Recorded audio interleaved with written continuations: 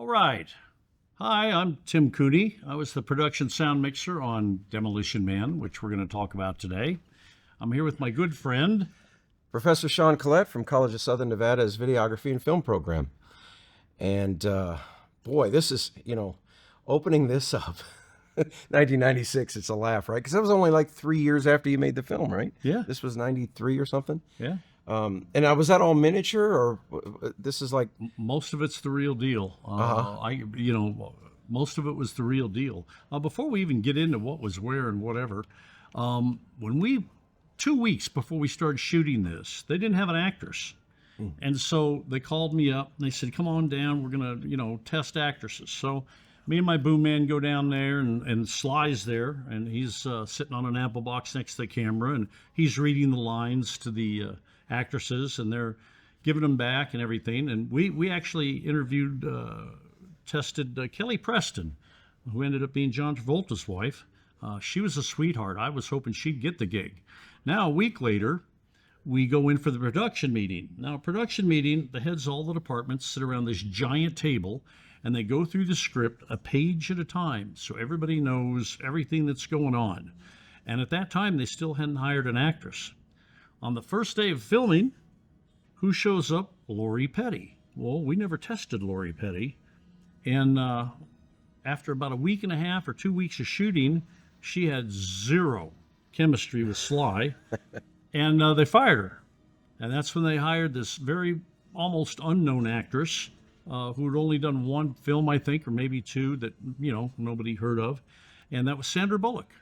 So this was her actual big deal film. Yeah. Mm-hmm. And later on in the film, I'll tell you something about her. But anyway, we're looking at a guy jumping from the helicopter onto the roof, which we did. A stuntman did it. In fact, he did it twice. And I know he got paid a whole bunch of money, and he got to do it twice. Wow. Yeah. It looks like it would be kind of fun. Today it would be Tom Cruise actually doing it. So. Well. I keep waiting for the headline. He must bond his own films, right? Because a Bond company wouldn't let him get away with stuff like that. Yeah. But this building we're shooting in that you see right there, it used to be an electric company building. And we actually did blow it up. When you see it blow up in the film, we took it down. It was very eerie walking through there, because in all the upright pillars that are holding the building up, these big cement pillars, they're already drilled and packed full of whatever Semtex or whatever it is. And, they just didn't have the primers on them, I guess. But they were already loaded and ready to go. Wow. And if you look carefully in some scenes, you might actually see some wires or, drill holes drilled in the concrete pillars. Right. Because that was so we could blow the building up after we shot this for a day or two. And when I say a day or two, I'm being facetious. This picture... Well, it was 8 months of my life gone forever. That's crazy. It was crazy. So why was that? What happened? I won't mention his name, but the director wasn't exactly prepared, and so we were doing stuff over the shots he wanted. He'd set them up, but they just took time to do because of the way he set them up. He came from commercials, right? And in commercials, you had all the time in the world, and it's all about the product and all that. But in movies, it's about, the action and moving on. You want to do at least 5 pages a day, if you can. And so anyway, it took 8 months, and I lost 2 other films. Because of it. Which were? Well, I was supposed to, they asked me to do Maverick, but it actually started right after we did. So I couldn't do that. And then Geronimo. I was going to finally get to work with Walter Hill. And they asked me, and I couldn't. I told his people, I said, not only are we not done doing this, but they can't tell me when we are going to be done doing it. So they went ahead and shot Geronimo and came back, and we were still shooting Demolition Man when they were done with Geronimo. So it was most of it done on a lot? Yes, most of it was done on a stage. There were several locations, but most of it was right. You got this location, which was that cement building, right. Electric building. It sat right next to the, give me a minute, I'll tell you, the 10 freeway, the loop that goes from Santa Monica to downtown. It was sitting right next to it. And they said, "Oh, we're ready to blow the building," and they started setting up for it at like midnight. They never got around to blowing it up to about 6 o'clock in the morning, which apparently really screwed up traffic from what I saw on the news that morning. And, Wow. Yep. And So with this, so everybody's standing by outside watching. I mean, even if you weren't on the call sheet, could you show up to see this type of stuff? I mean, Well, I yeah, can't imagine you'd need sound for this necessarily because they're all going to do that in post. But yeah, I'll wouldn't tell you. that, I'll tell you a little secret about that. At about 2 o'clock in the morning, I went over and I asked the special effects guy. I said, "When are we going to blow this bloody building? I've been sitting there for like 4 hours." He says, "I'll tell you what, we're probably not going to go. We're going to be trying to get it down before the sun comes up. It's going to be close." I said, "Okay, great." Billy, my cable guy, and Todd, I said, "Boys, record the sound. I'm going home." And they did, and of course none of it was used. right? And now, that cop there talking to Sly outside here, the building while they're arresting Wesley. That cop is a cousin of Dick Donner, the great director Dick Donner, and he was in all the Lethal Weapons as the captain. He was in Superman as a cop. Dick always kept him working. Mm-hmm. That's the way Dick was. If he liked you, you'd work with him. You'd always work, yeah. And I was lucky enough to get to work with him on several pictures. But he's a great guy. He just hung out with the crew. Nice guy. Yeah, and this whole setup, it looks so well executed, and to hear like that it was torture and just elongated torture, doing this film. Well, It doesn't come off that way though when you see it. that's because they had a great editor. Yes. I wish I could remember his name. He was a very good friend of my boom man and my boom man's dad. I can't think of his name right now, but it's in the credits. He was a great editor, very good editor. And anytime he was on your picture, you were going to have a hit if there was a hit in it. Wow. Yeah. This, of course, was built on the stage, the cryo prison. It was all built on the stage, and it was. I couldn't, there's no place for me to be in there. I was right outside one of those walls, Right. because they would spin around and do a lot of 360s, and then later on cut into them, and they weren't 360s. No, it looks really, really well done. Yeah. Really, that's the thing. The production design of this film works. The same DP that did Cliffhanger did this one. Okay, yeah. So that's back-to-back work again. If you can get it from two different directors. Well, on Cliffhanger, my boom man and I were walking to Piazza Nirvana, and there's Sly talking with, of all people, Joel Silver. I'm going, Jesus, what's Joel doing in Italy? Right. And then we walked over to say hi and everything, and Sly says, "Hey, Cooney. Hey, Joel, Cooney's going to do that film, right?" "Oh, yeah. Yeah, we'll hire Cooney. No problem." So that was great. I knew I had a job after this.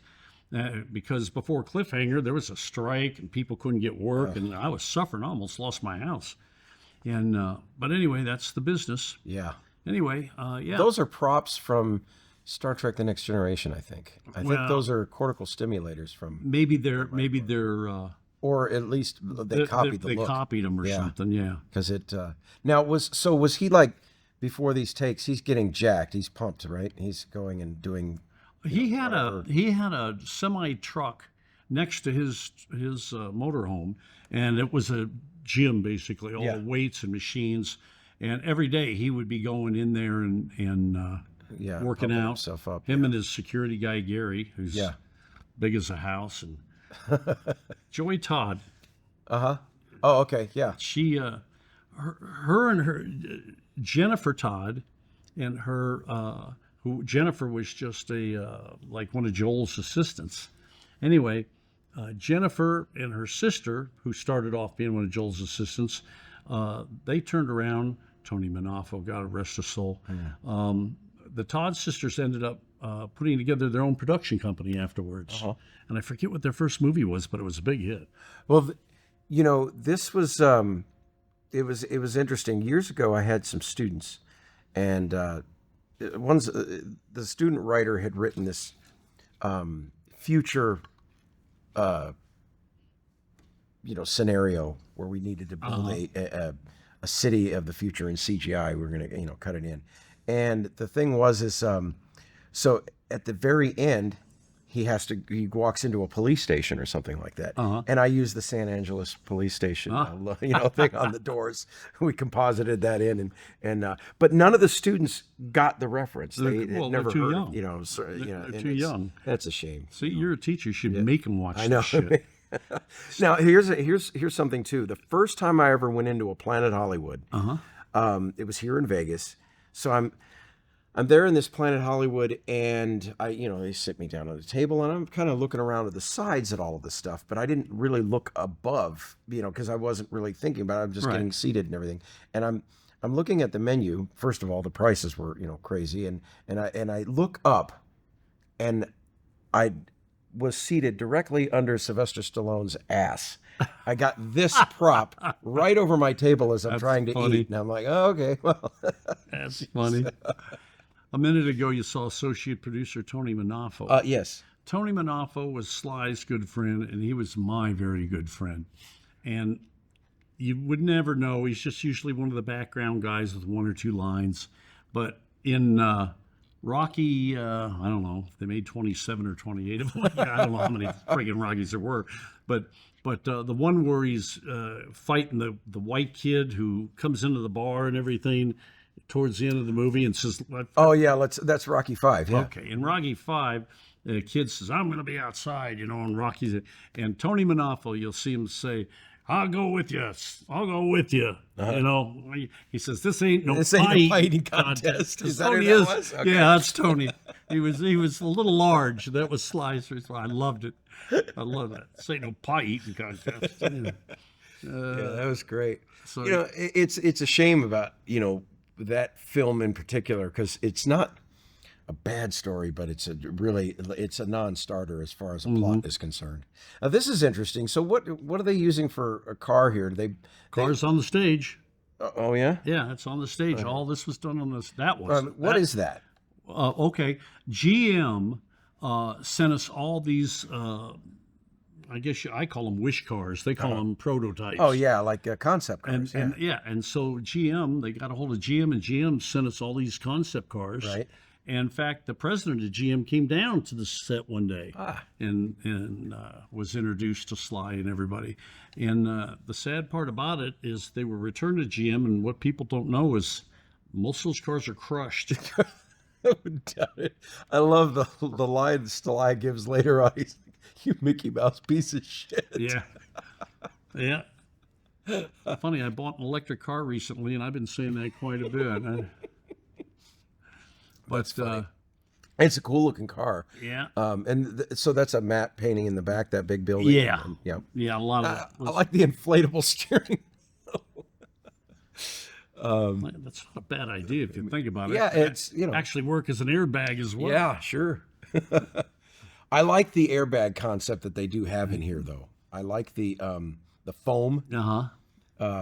That's kind of a neat idea. Of course, then again, if you have to peel somebody out of it in an emergency situation, they're bleeding and you can't tell.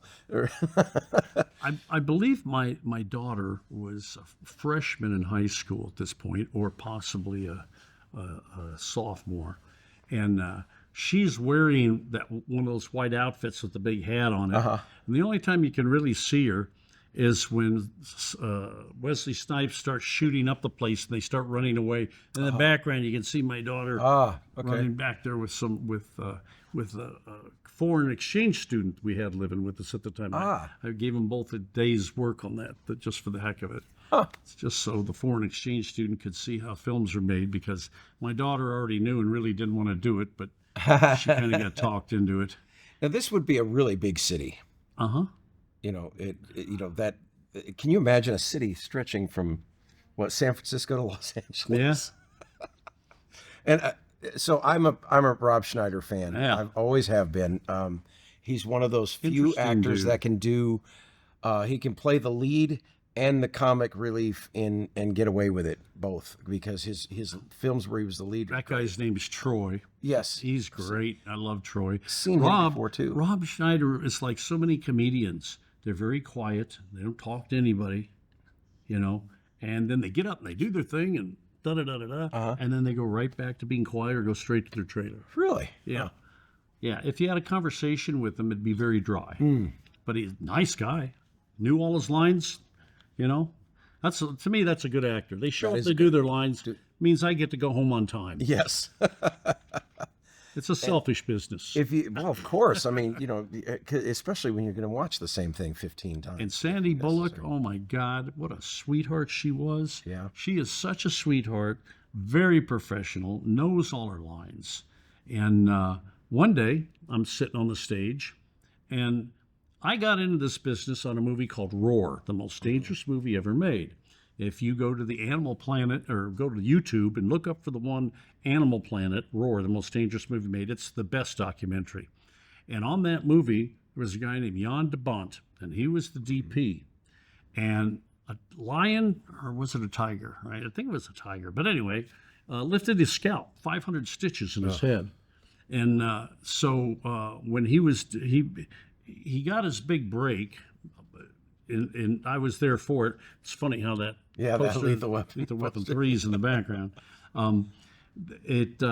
He comes walking on the stage, and I said, "Jan, what are you doing here? Good to see you. It's been a few years." You know, he says, "Well, I got a break. I'm going to direct my first feature, and we got Keanu Reeves in it, but we don't have an actress, and we don't have much money left for an actress." Right. And they tell me this girl's great. I said, "I'm telling you, you will not be sorry if you hire her. Yeah. She knows her lines. She's really a sweetheart. She takes great direction. She's just really, really good. I can't recommend her enough."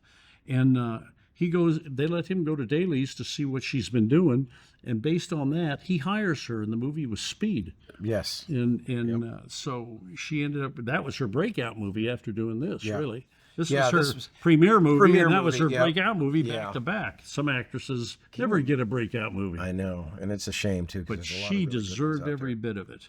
Now, so Wesley Snipes, what's he like to work with? Wesley was great. He'd kid around with you and stuff. He didn't go out of his way to kid around with you.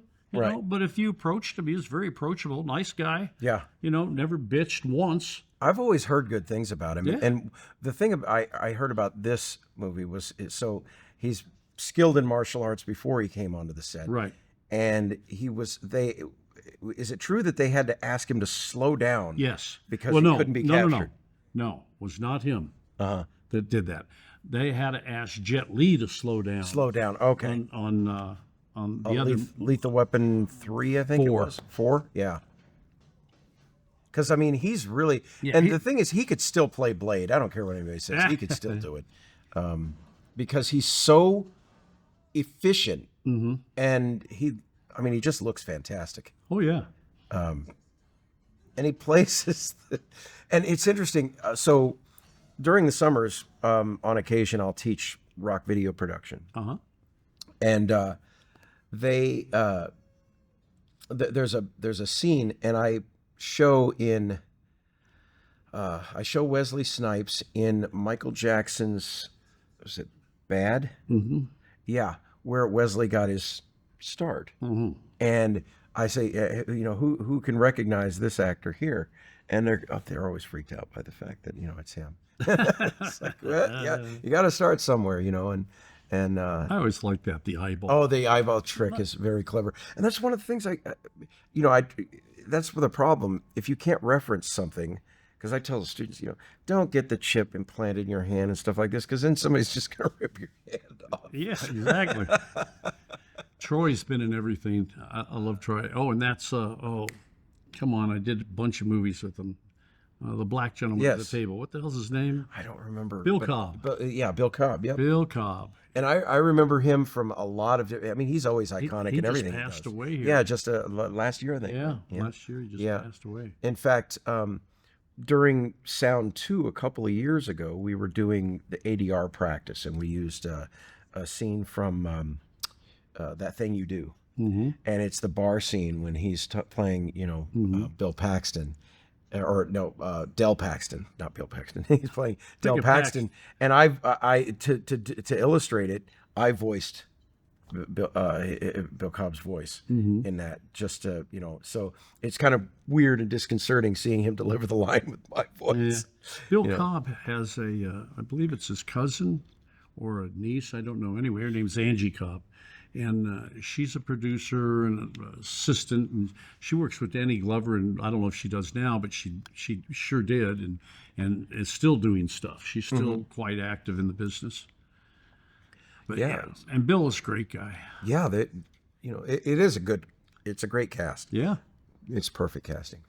Bob Gunton is perfect for this role because he plays indignation so well. Yep. But all of this stuff we can see, there's so many things that are actually relevant today to what we're seeing. No fooling. And it's funny that it's not in the public zeitgeist anymore, because this movie, it kind of foreshadows an awful lot that's coming. Yep. Well, it goes back to, Star Trek and the Yeah, pager. Now we have those Yep. cell phones. But And this, so we're getting all the exposition, of course, and you need, from a story standpoint, you always need the person that is explaining the thing so that everybody else in the screen gets it. And that's always fun to watch, especially when it's delivered like this. It's good writing. I did several movies that had narration over it. I can't think of too many movies that had narration over it that was a good movie. No? Well, it didn't hurt Scorsese any. No. But very, out of 20, maybe there's one or two that are. You got to do it with style. It's got to be done exactly to where you feel like, okay, I'm part of the process. I'm exactly. And the murder, death, kill. It's just so to see all of this, and of course, Rob's line in this scene. We're not trained to handle this kind of violence. We're police officers.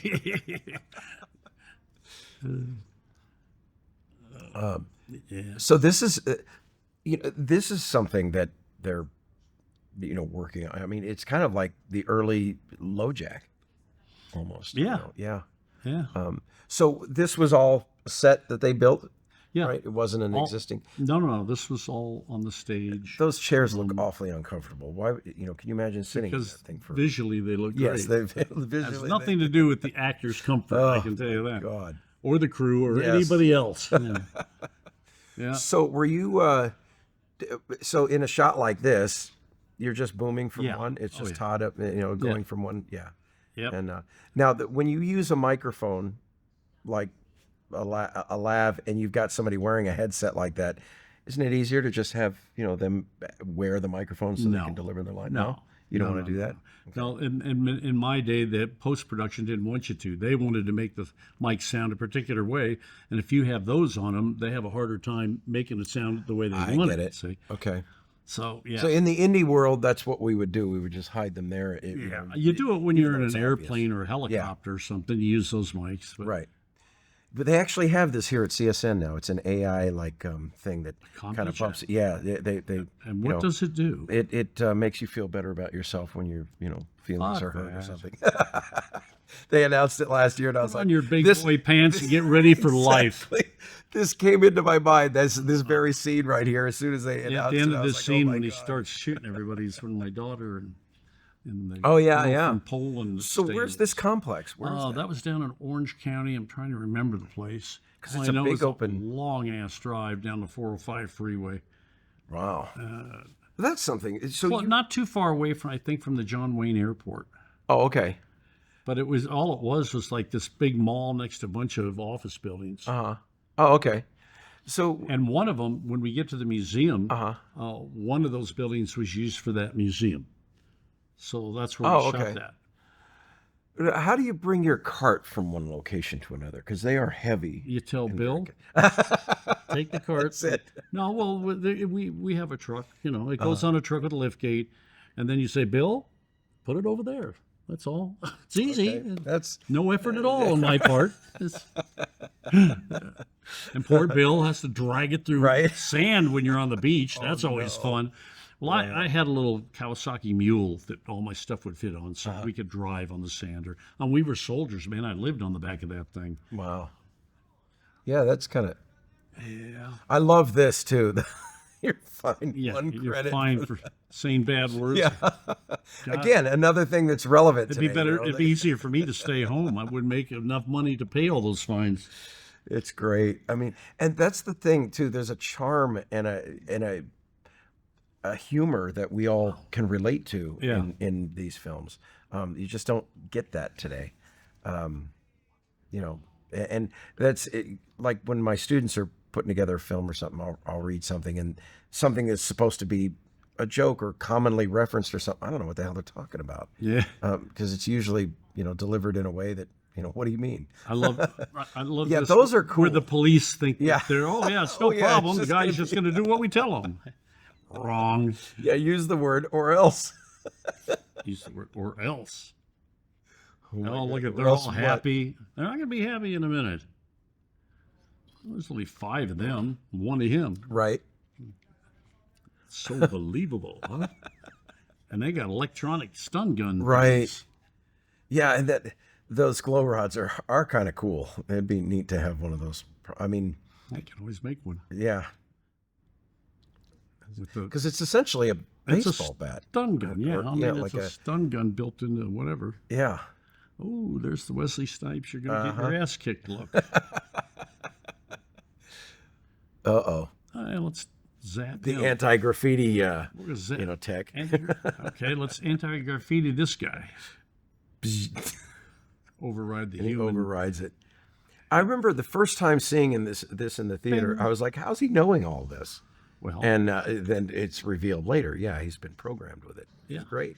when you're in that cryo prison and you're in that state, Retrained. they redo the thing. They teach you stuff. Yeah. Which is great. This is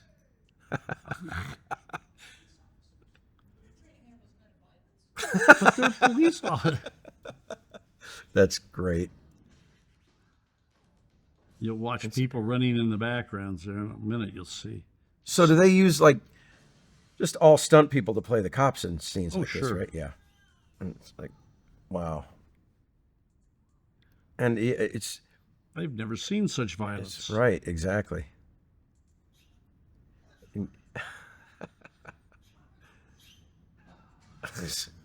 He fell for that. Yeah, because I'd like to see if this complex is even still there. Oh, it's still there. Yeah. Yeah. That's, It's like I said, it's down in Orange County. I believe that was Orange County. So, oh yeah, it's the 90s version of a GoPro. Yeah. So, I mean, this was all scripted, or did they write it for Wesley? Oh no, it's all scripted. Yeah. Whether or not they wrote it for him or not, I don't know. But Yeah, they certainly wrote it for the character. yeah. And like you said earlier, the casting was perfect. Yes, it is. It's exceptional. Joel Silver's such a good producer. He really is. Yeah. He knows what it should be, and And it just, it does have a nice, clean look. And, the interesting thing, so exposition-wise, when he says something techie like that's pure capacitance gel, and you see him stick the glow rod in there, we as the audience know immediately what he's doing. Yeah. It's not, it doesn't have to be explained all that much that to back us. piece isn't there. That's not That's there. a map Yeah, okay. back. But this here, That building is there. oh yeah, What is that? I believe it's a museum. I think it's a museum, and I think we redid it for the weapons. Weapons of the past. where Right, they right. Have the fight with Sly. Yeah, that wasn't built on a set. That was just, oh, It okay. was there. It was on location. Wow. Yeah, I like this, too. I believe, and I might correct myself because I haven't seen this picture in 20 friggin' years. I could be wrong, but I believe the cryo prison, his office, this was in the same stage as the cryo prison. Even the Taco Bell was a location. I don't think it was a Taco Bell, but we made it into one for the movie. Yeah. Well, now there's something interesting, and it's subtle that you'd have to pay attention to. But the Taco Bell logo is actually redesigned for this film. They made a special Taco Bell. It looks kind of like Jetsons type. I wish Taco I knew Bell how much logo. Well, Taco Bell paid. 'cause Oh my God, they must have paid. well, and Pizza Hut for the European audiences, and so that's something that a lot of people might not be aware of too. They did two versions of this film. one for the American market, but for the European market, they didn't have Taco Bell, and nobody would have known what it Yeah. was. So the joke wouldn't have played, but they did have Pizza Hut. Oh, So we have, even I didn't know that. yeah, we have because I have the Pizza Hut version, Do you? and I think actually this one is the Pizza Hut version. And they Oh, good. digitally composited the Pizza Hut Yeah. logo over the Taco Bell logo. In This guy one. was great. Yes. Now I only remember him from this and Beetlejuice. Yeah, I haven't seen him in anything else. No, I haven't either, but he was really good at this part. Yeah, he plays everything, really well, but he just didn't get a lot of exposure, I think. Had a bad agent. Yeah, Got to get a better agent. I know. There's so many. That's one of the things that I can definitely say. If you got a good agent that'll keep you working, boy, they'll just keep putting your, Well, your also resume on the top. today with the different standards we have, it's probably Right. easier for a fat gay guy to get work. Right. Yep. Yep. Than it was back True. then. Yep. you know. And but Even to be now the Academy of Motion Picture, they have all these new rules where you have to have so many of these people Right, and that and people say- and whatever in order for your film to qualify Right. for an Oscar, which I understand why they do it, but but it doesn't work the way they want it. It doesn't Yeah. really produce the you results. notice that on they're TV now there's a lot of mixed race couples, looking for. Yep. which is fine because that's the Mm-hmm. way it really is. Hell, my boom man Todd, he's part of a mixed race couple, and before it was what it is Uh-huh. Right. now. Yeah. But when you see it on every other show, it then becomes, I don't know, to me, not realistic. Right. But there's old Sly. I love this bit too, with the little girl when he's bringing her out. It's just like, how do you justify, this much destruction for a kid who's raised? And the little girl's response. So she really said that. They didn't dub that line into that little girl. She said my it. God. I mean, you got to wonder, like, the parents were there on set and just Yeah. thinking, okay, this is the only time you can say that word. Yeah, right. Until the Here next she time. is. I love that. You better tell them what she said in case. Right. Yeah, exactly. No, I'll heighten it. So, and Red Hot Chili Peppers, there's all these 90s references Yeah. that she's got in the room. And I it's, did a little short film called Session Man, and the drummer of the Red Hot Chili Peppers was in it. Oh, yeah? He played one of the Okay. actors in it, and it won the Oscar. Really? Yeah. Okay. Yeah, it's interesting too. A lot of stuff I did won the Oscar. Yeah, all right. my whole life, all I did is get nominated. nominated. I just never won one. Yeah, so it's interesting too because there also is a callback for I guess we could call it classical literature since it's been so long now, but the name Huxley in this film refers to Aldous Huxley, who wrote Brave New World. Right. So they, and it's always good to throw little things like that in there. You don't really think. Do you remember about who it, wrote but, the script? I don't remember. I know that Joel used to do a lot with Shane Black, Yes. Yeah, but but I don't know if No. he did this. I This one. don't think so. There's have to like see a at the couple credits. writers that he always looked at their stuff. Yeah. I can't think of the other guy's name now. Now, a few years later, this scene would be redone in very tongue-in-cheek manner in Austin Powers, Uh-huh. the warm liquid goo phase and all that. You know what? You just sparked my memory. Uh. Jennifer and Suzanne Todd, Uh-huh. the people that were Joel's assistants who did their own companies, Austin Powers was her first movie. Really? Yeah. That's, wow. You're going to do your first movie, boy. You come out of the... I know, you come out of the gate swinging on that one. They did. And it's interesting. The first time I saw Austin Powers, I didn't really get it. I had to watch it a second time for me to the laughs to start. I don't know why. It was just like, I guess I was fresh out of the Army when I first saw it. Yeah. And the second time, I'd been out for a while, so I was a little bit more chill. So when they get an actor to do like these nudes that Sly is doing in this, so what exactly is the procedure for something like that? Well, they go ahead and rehearse it, do all that, light it, come back, and then when he's getting ready to do the nude scene, whether it's him or a woman, either one, they ask everybody who does not have to be on the set to get off the set. So basically, you got a camera operator, you got the director, you got the DP, and you got a boom man. and that's it. Yeah. That's usually it. Maybe the gaffer now and then, or Yeah. but yeah, they just clear the set. Which is kind of silly because everybody just goes back to Video Village. Right, and exactly. Watches the monitors. Watches the monitors. But the actors feel like they're sliding to give a shit. Whatever. He's Sylvester Stallone. He can afford not to. Yeah, that's right. He just left California. He made a big announcement. He's Yeah. moved to Florida. He's done with it. Yep. There's a lot of Jennifer's very happy for going down there. I know. I am so excited because Tulsa King is back on now. So they did it just come started. back on? Yep, it's back. Oh, So gee. I'm like, yep, can't wait to Usually do that. I wait. What I'd like to do is wait till they're all on. They're all on there and then binge watch it. Yeah. Absolutely. Yeah. Yeah, I hate waiting for shit. Now, okay, so this is a very live room, obviously. Did you, baffle it somehow, or did you just? No, you're on a mic- soundstage. Yeah, So that's it's true. quiet. Yeah, because it And, looks all concrete and reflective and everything. But there's no ceilings, so Yes, so- there's no echo. I mean, it's nothing to bounce off the walls. Okay. When there's a ceiling, that's when That's when you if gotta it's a worry real hard, especially if they have like, marble-looking floors or something like Yes. that. It's harder than cider, and so you got to do something. But And that's what I was thinking. I mean, just looking at it visually, it There's looks no like roof. there's no roof, so there's it's no all roof. open. There's different angles, so it was fine. Yeah. So that makes a significant difference. I always thought Made it easier. when you see like Star Trek: The Next Generation, everything, they got carpet on the walls and on the floors and Yeah. everything like that. I'm like, boy, that's a nice room to record sound in, especially with no ceiling. Yep. On this movie, I'll tell you something. Our call time was usually 7:00 when we were going to be on the stage. Right? So we get there at 7:00 and we set up the equipment and we move it on the stage. And then about a half a mile away was a little golf course, a little 9-hole golf course and driving range.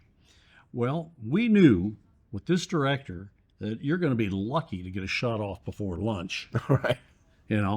So Todd and I, we'd leave Billy there, and he'd call us if something happened, but nothing ever did. And we go down, we play 9 holes of golf. And when we were done, Sly's there hitting golf balls. Wow. So I knew we were okay. And sure enough, he's hitting golf balls. We're sitting there watching him hit golf balls. He says, well, I guess we better go to work, guys, and we'd all get in our cars and go back to the studio. Right. There we were. That's And cool. we used to play 9 holes of golf. God, I don't know, 2 or 3 times a week we'd do that. Wow. Yeah. Yeah. It's the only movie I ever got to do that on where you had so much time you could actually yeah. go do something for yourself. Now, this was one of the other holdups in production was it was shot in linear order, like everything was. What Shot happened pretty much. was the director said, I want to shoot things in order. Uh-huh. So a lot of times what would happen, and Joe wouldn't let him do the whole movie that way. We'd still be shooting it now. But he would let him do certain scenes in order. So you'd set up and you'd shoot and, this way, and then you'd shoot that way, and then you'd have to come back to, it was a nightmare, Oh. which added a whole bunch of time. Oh yeah, I can the imagine. schedule. Because, yeah. Now, Benjamin Bratt was really good in this Yes, too. and he he's was a new guy. yeah, new guy He coming hadn't in. done a lot. Yep. And then he gets a really good, steady gig for several years. Yeah. Yeah, He worked a lot after primetime that. television. Yeah. So the 3 seashells. This is something that is culturally relevant to everybody from our generation and earlier. But the millennials, they don't get it, and it's a shame because it is a funny Easter egg to put into something. Yeah. Whenever you put, because people are going to get the reference, and I did the always same get thing asked for mine. When I say worked on Demolition Man, oh, good. Tell me what the 3 seashells. I don't know. It's something they made up. It's not a real thing, but you want to get 3 seashells and put them up there to give it a shot, be my guest. But I don't, it's just for the movie. It's just some goofy, it's supposed futuristic thing. Yeah, and we never see them. It's just No, because it's, it's just the description. Your mind plays the game, and Yeah. that's good writing. It is a really well written script. It works, and this great. So that's an actual dispenser that they had where they could just hit a button and yeah. it would just feed It'd those spit things out those things out. He's off to the bathroom. Yeah, so much for the 3 seashells. Oh, yeah, that's That's clever stuff. Yeah.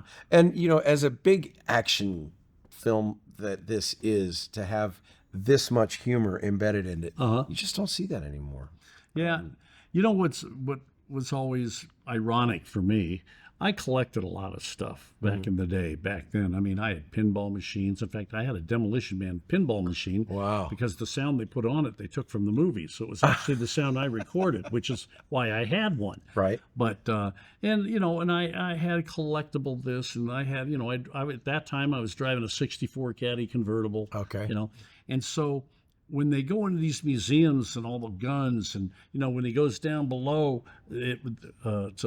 by the way, that was a water plant up in, I think it was Pasadena somewhere. That when you go down, when he goes underground, and you see all the old cars and stuff, you know, Right. you know, it just, you know, it killed me at the time. Yeah. Because in a lot of movies they would, you know, blow those up. Right. You know, and, oh God, it just killed me. You destroy all these beautiful You cars. know, I'm doing all I can do to keep my 64 looking pristine, you know, and these guys are driving these drunk. great old cars and destroying them. I hate that. Even now in a movie, when I see it, it breaks my heart. Yeah, and that's why, you know, you'd think the prop department would just build a mock-up of it, and they do sometimes. Well, but they do wreck an awful They go lot of by real good junks cars. and Yeah. fix them up and blow them up. You know, sometimes they don't even have engines in them. So, and any car they blow up doesn't have any fuel in it. So this was in the same. Here's the museum. Okay, here's the museum. This was the museum. So they redressed this museum to give it Yes. that. Oh wait, let me look at this. No, this is on stage. It's on. Okay. This is on stage because I remember when they go through the glass. Yeah, this was on the stage. Okay.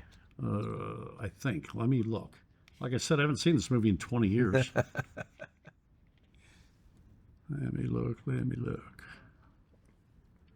Let's see what we got going on here. The Hall of Violence, right? Yeah, I think it was in two places. I think this was down there where I told you. Yeah, that Right. place.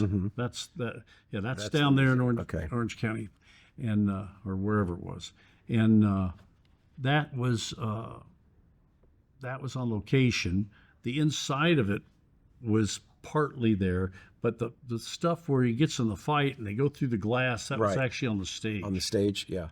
And it makes more sense that way. I mean, Yeah. you can control it easier. You don't have to worry about the destruction Right. because they did He's- rip that place. He's going to wide open. drive. Yeah, that's funny. You drive. What the hell is all this shit? You drive. Yeah. You know, and it's a shame though, listening to what they're putting out now, that the popular thing did not become Yeah. old commercials for music. That Yeah. would have been so much better than what we got Here now. we are 20 years later, 20 some odd years later. Yeah, it's 30 now. Is it really? Yeah, it's been okay, 30 years later, and we finally have self-driving cars. right. Yeah, finally. You know? And they don't really work all that well. Well, I don't know. I know a couple of people that have Teslas, and he gets in it in the morning and he puts in go to work, and he just sits there and reads the newspaper, and it takes him straight to his work. I couldn't so do that. It'd make me a little nuts. Yeah, I but, couldn't do that. But I guess the next generation will be used to it, and it'll be as normal to them as driving is to us. Yeah. But 30 years later, now this Yes. was on the stage. Hot dogs, Armor hot dogs. Right. Okay. It was too long. It was way too long. And Joel says, no, it's too long. I got to have it cut. Well, we're doing this on 1/4-inch tape. Right. Playback is on 1/4-inch tape back in those days. It wasn't digital, right? So he says, Cooney, you got to make this shorter. I said, Christ, okay. Tell me where you want it from where to where. Okay, start it off and then stop it there and put the end together there. I said, okay, I know it's early by about an hour. Send everybody to lunch, and I'll stay here, and I'll do my best to make it happen. Now, I only had one reel of tape. Oh. If I screw it up, Yes. we're boned. So I told Todd, get me some Scotch tape and a razor blade, and they did. I said, okay, guys, go to lunch. And I sat there, and by God, I did it just perfect. And I got to tell you, being a musician, really helps. That helps. Yes. Because, I know the beats, I'm known, Cadences, and I found the place, and I spliced it, and I put it there, and I ran it, and it was just perfect. I sat down and said about 10 prayers of thank you, and that was it. And I sent that up, and that's the same cut they used in the film. They used my Nice. cut in the film, but boy, I'll tell you, that was That that's really great, and because they had to have it there right there. in Now playback. we're ready to shoot the scene. You can't shoot the scene without the music because they're singing, Yeah, And that's something you don't want them to loop later. exactly. Yeah, that would be a nightmare. So this year, yeah, this would definitely be on a stage because they're really blasting all that glass and everything. But again, the audience takes it for granted, and they just see it, and that's one of the beauties of it. When they come out, when Wesley Snipes comes out of the museum and everything, now we're back on location. Yes. Okay. When the head guy comes up and starts talking Right. to him. And these guys, oh boy. Oh, see the Gatling guns there? Those are real Yes. Gatling guns. Oh, okay. Right there. Uh-huh. And that cannon. And the cannon. Mike Papik was the prop master gun armor on this thing, and he used to work at the Universal Armory where they had all the guns for every. And they were getting rid of that. He bought that, and so he's got a Gatling gun. He's got all that stuff.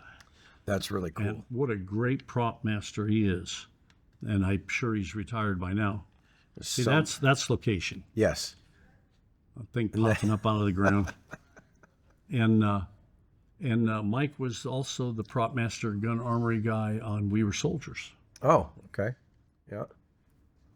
Wow. So, be well. So, like when they're doing stuff like this on location, they got to have big stone, granite signs or something that say "Be well." That's probably just brought in, and styrofoam, and Just styrofoam. Yep. And if they got nicked up, you always have a standby painter to go in and touch it up. And so and that shiny reflective thing on her face, it's that's kind of one of those things that you got to account for too when you're setting up shots. Oh, yeah. What's it going to do, and the reflectivity and stuff like that. Yeah, Alex was a very good DP. Yeah. And this again, it's shot really, really well. And He did Cliffhanger, and that looked really yeah, really that good, looks too. great. Yeah. They said they're remaking that. Why? Fun. Great minds think alike. Exactly. Oh my goodness. I just Whoa. yeah, wow. And all he's got is that stupid Stick. glow rod. Oh my goodness.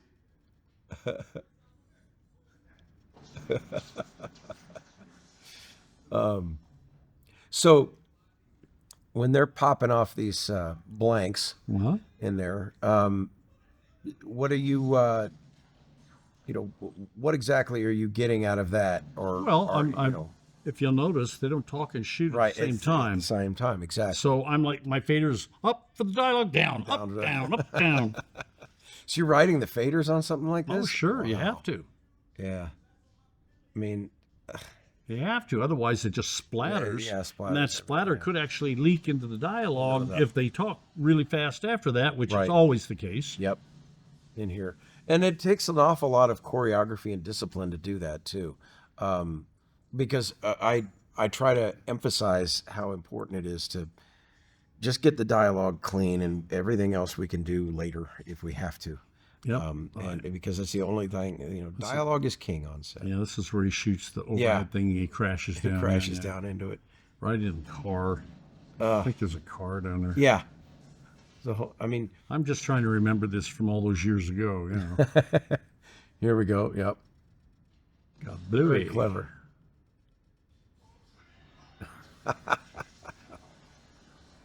Boom. Yeah, right onto that car. I just thought of something. During this movie, was it during this movie? No, I guess it wasn't. I was going to say Jennifer had a baby who had a heart condition, Uh-huh. but they weren't married yet on this movie. Okay. But later on, when they were, she had a child, and she had a heart condition, had a hole in her heart, Really? and she still does. And she has to go back. She goes in every year to check and see if everything's okay and Right. everything. But yeah, it's. Wow. In fact, I think they addressed that one time on that family On that show, Stone. yeah. She was going for her yearly heart thing. Now, this is well choreographed too, and they, you know. Well, So how long did they for this fight scene? How many days was this? I don't know. 2, I think. 2? Yeah. I think that whole scene from the crashing down to this was 2. I don't remember. I mean, because It was so long ago, and it was so disorganized. So, yeah. you know, as far as the shooting was. So Is it? And I'm always telling my students, look, the actors, they signed on for it. Make them wait. If you don't have the shot, don't push record. That's right. Because then you don't. Then you got to do it again. You're wasting time. If you're not ready, don't do it. yeah, Now, this is all, like, so they're just dressing it up with trash, it looks like. well, yeah, that's because it was a museum showing what the 20th century was. Yeah. I kind of miss the 20s. There's a Cadillac. There's a Cadillac for you. Yeah, another concept car. Yeah, Yeah. I really wanted that so bad. Really? Yeah, I Oh, wanted my that car so bad. It's so ugly. I just had to have it. Nah, it got crushed, and they never made one that looked Really? like it. Yeah. Wow. Yeah, and I mean, cars. See, now we're back out on the Yeah. location. One of the things about cars today, I mean, so many of them, they just look the same. They all use the same designer and pay the guy. Here, make us a sedan. This. Now, this actor, I hadn't seen him in anything else. Yeah, I don't know who he is. He was a nice guy. He Yeah, didn't talk to anybody. Just came in, did his stuff, and went Yeah, back out I to his don't- trailer. I don't recall seeing him in anything else. But he does. I mean, he plays it really well. I wonder Yeah. where they found him. I don't. Somebody knows somebody that Yeah. or he did a casting call. He's just brilliant. You know. He And strikes me as being a stage actor. yes, probably. So he's another guy that knew all of his lines, right? Yep. Yeah. But Comes in. just the delivery and his movements, they just strike me as being a stage actor. Yeah. He's very calculated and Yes. so something that I wanted to bring up too was so Dennis Leary on this film. He's actually very understated Yeah. in this film because he's such a presence in just about everything else he does, and in this one he's almost relegated to afterthought because he's not. He's kind of like the MacGuffin, but you don't. It's funny, when we were shooting the underground stuff where you meet him the first time, Sting was brought down to the set Oh, okay. because Sting did the music for this. Right. And did something kind of song or something for it. Anyway, they brought it down, and we all had to stop doing what we were doing while he introduced him to Dennis, and they talked, and yada, yada, yada, and then Joel took him off to the side. And all that underground stuff was done at an old water plant over, I think it was either in Glendale or Pasadena or somewhere over there. I don't know, don't hold me to that. But Right. it was some old water plant. And they addressed all that up down there. Wow. Yeah, I mean, it looks fantastic, and a lot of it's a contrast. Yeah. So is that like a big clock suitcase purse thing that he's carrying back there in the background? It looks like Yeah. it's like Flava Flav's luggage. Yeah. Or some Big clock. 13-year-old girl Right. going on her first trip. I don't know. Who knows? Yeah. And this is from a cinematography standpoint, I mean, it doesn't look like it, but I guess I don't know. Are those real trees casting? I mean, Yeah, those are real is it- trees. I mean, no, the like the shadows on them, or are they using cookies or? I'm you remember? I'm sure it's just the trees. Yeah, because I mean, it's really They shady. might have had one, but I mean, Nice. it's Like that one in the back. It looks huge. yeah. It looks like it'd be covering the whole place. Now we're back here on this set again. Yep. Which is, I mean, and You know, the thing too is they spend so much time building these sets, and they look so functional, and and then only to tear them down as soon as you wrap, and it's like, ugh.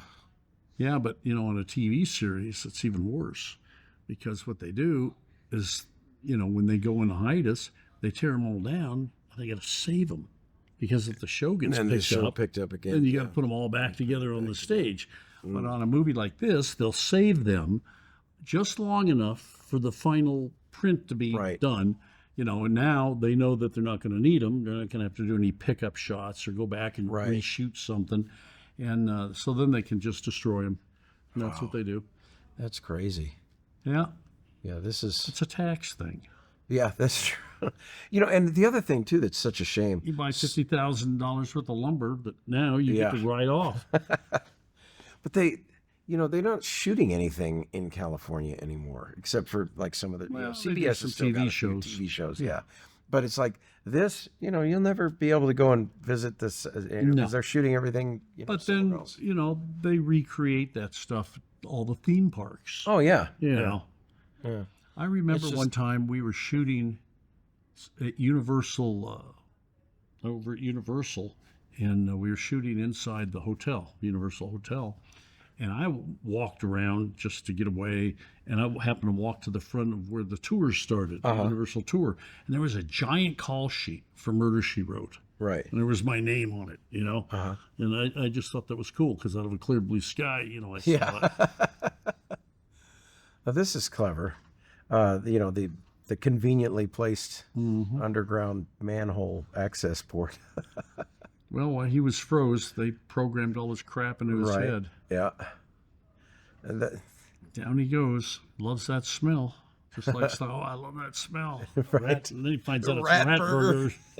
He's like, well, hey, it ain't bad, Since there are no cows, I guess. Yeah. So this is all, what, was it rear projection? Yes. Or they do? Okay. Yeah. Well, except for the wide exteriors, just right. They but for the inside of this car. Yeah, it's all inside car stuff was done on the stage. Yeah. And so the lighting that's on the windshield in front of them, they're like it's scrolling up over the they've got a big apparatus that turns the light. Right. Yeah, Pizza Hut. See, that's that's the composite there. And when we shot it, it was Taco Bell. So yes. They must have computerized it over digitally, because. And that type of stuff was getting popular. Is he singing the same song? What's he singing? I don't remember. No, it could have been the same. You mean the armor things? Maybe.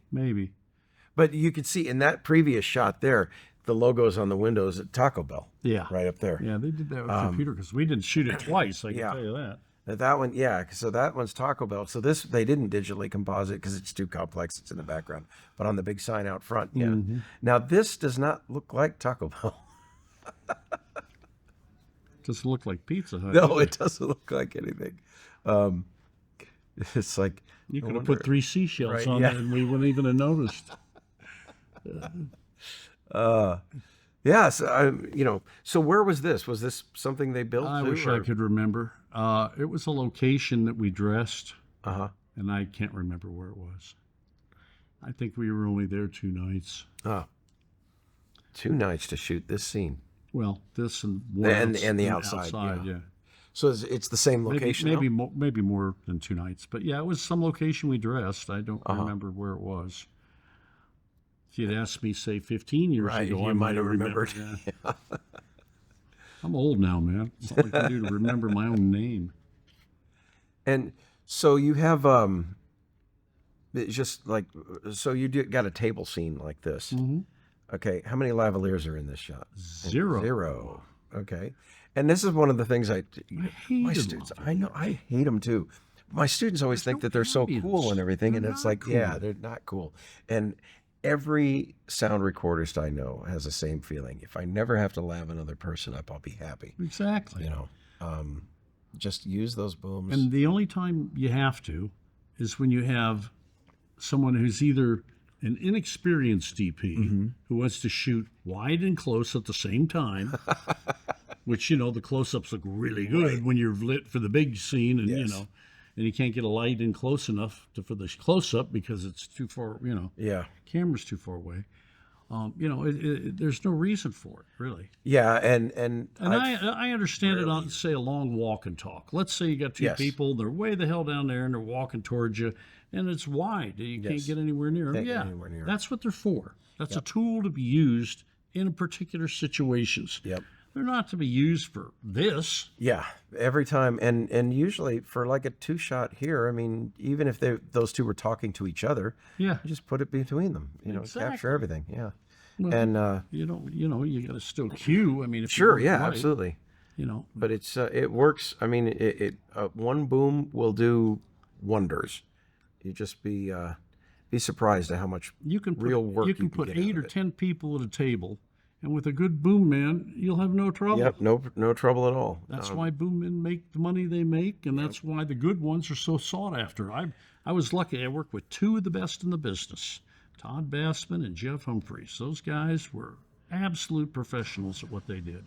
Yeah, and it's I try to instill that too. It's like, guys, you don't need this many. Remember in the last class when we had him holding the boom? Yep. They didn't know what the fuck they were Yeah. doing. These are Pizza. stuntmen gone wild. See? Here. Yeah. Yeah, Pizza yeah. Hut on there. And I just saw a little bit of the camera shake, kind of, Uh-huh. but the Pizza Hut logo didn't move. And, Charlie Pacerni was the stunt coordinator on this. And Charlie was great, man. And he knew everybody in town. He knew which stuntmen to use for what scenes. I mean, he knew that's one of Charlie's kids on the motorcycle. Oh yeah. Yeah. But he knew them all at that time. There's Larry. And Dennis has a great look in this. Yeah, Charlie has 2 sons. They're both in this. They're both stuntmen. Wow. Yeah, that's good when they'll follow, especially in an exciting, career like this. Charlie went and was lucky. He got to direct a picture called 3 Days to Vegas. And there were 4 days to Vegas. I don't know how many days it was. But anyway, I did it with him.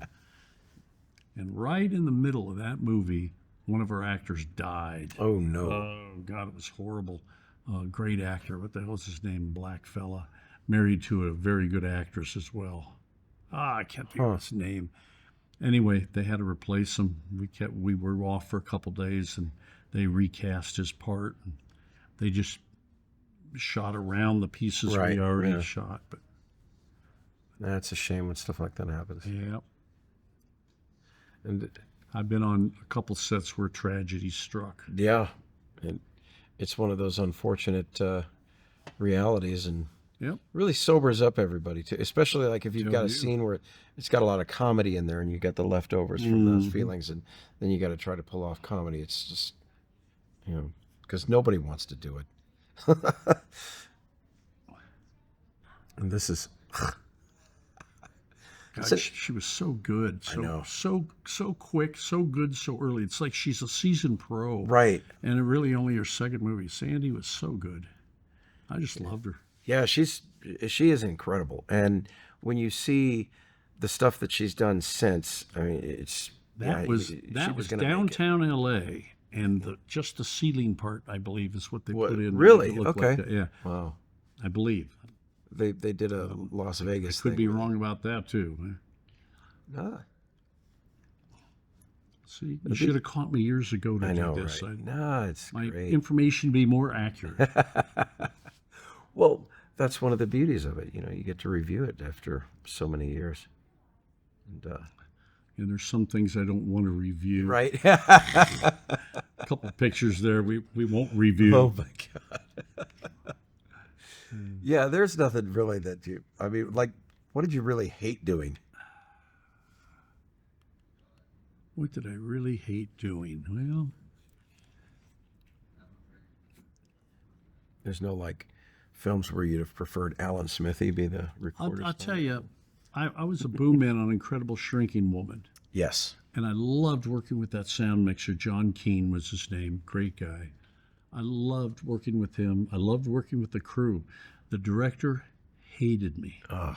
And I was fairly new Right. to the business at that time. This was like 1970. 8 or 9. Yeah, So, yeah. something like that. Yeah. And the director's name was Joel Schumacher. Yes. And why he hated me, I don't know, but he did.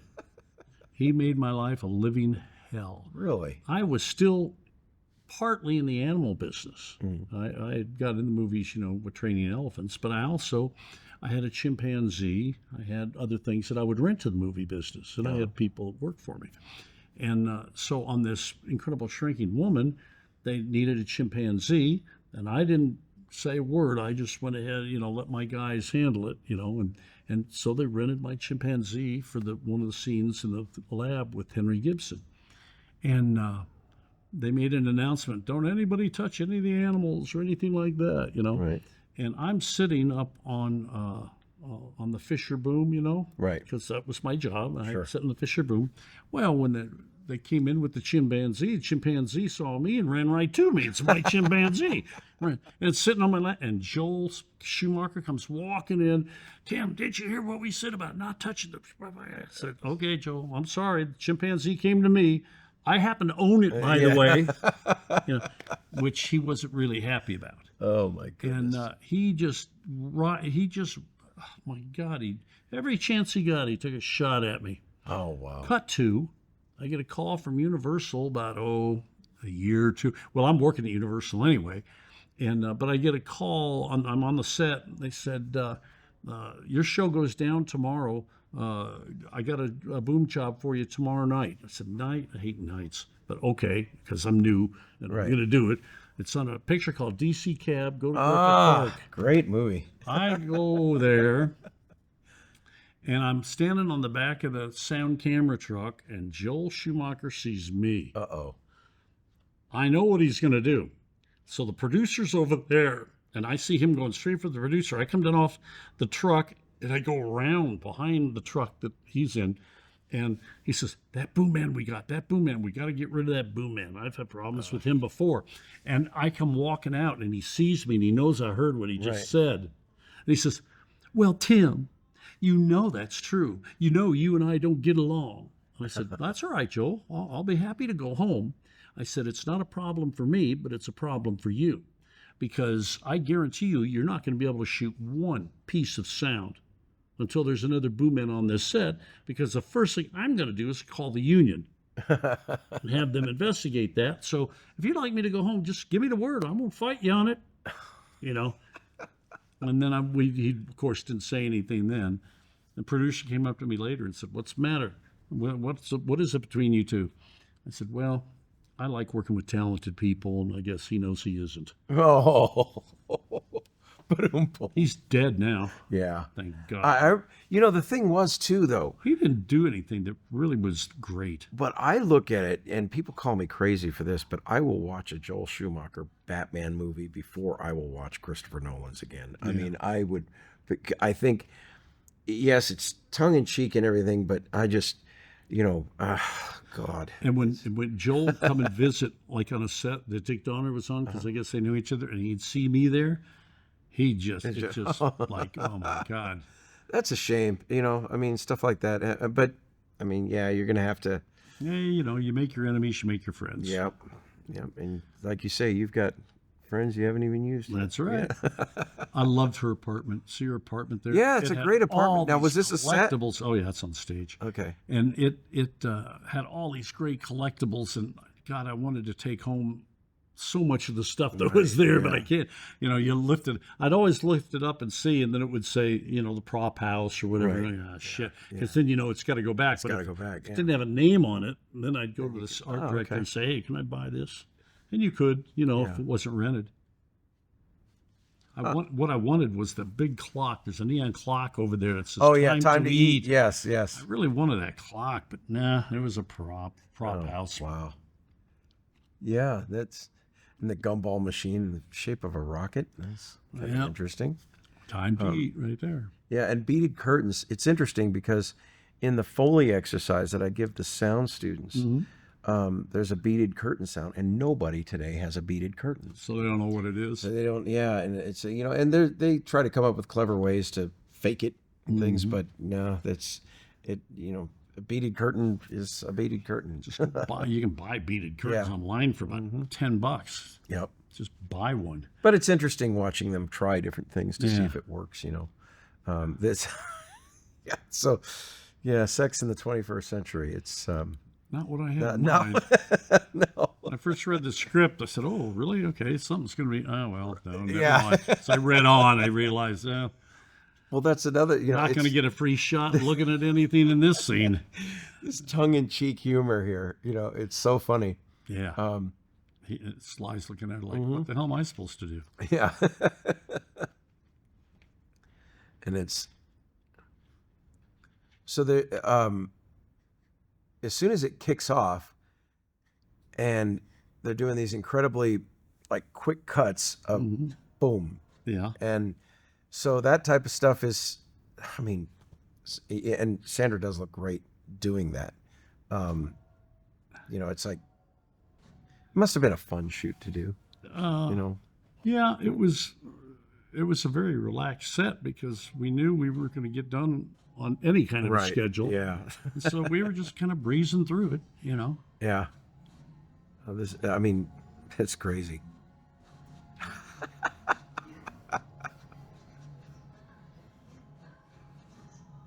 What the hell is this? Helmet from hell. Nowadays, this is common.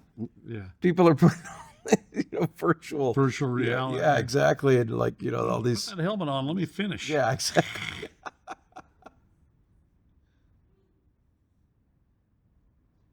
Fluid transfer.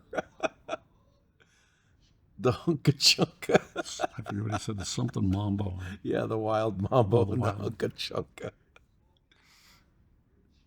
That's great. And but again, it's another bit that's very, very relevant today. People they would rather be in their cyberspace.